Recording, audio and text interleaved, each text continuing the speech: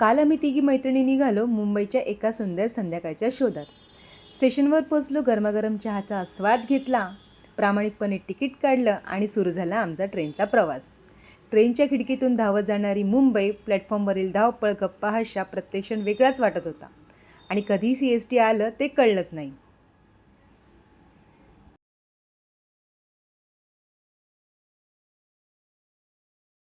CST स्टेशनच्या बाहेर पडलो आणि समोर दिसली ती मुंबईची खरी ओळख. आम्ही टॅक्सीमध्ये बसलो आणि सुरू झाला मुंबईच्या रस्त्यावरचा एक वेगळाच प्रवास.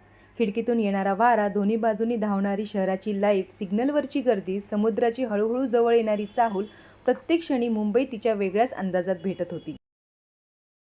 आणि मग समोर दिसला तो अथांग समुद्र आणि आम्ही पोचलो मरीन ड्राईव्हवर.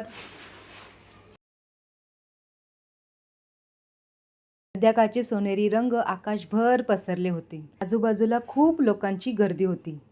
कुणी मित्रांसोबत, कुणी कुटुंबासोबत, कुणी एकटं बसून समुद्राकडे पाहत होतं.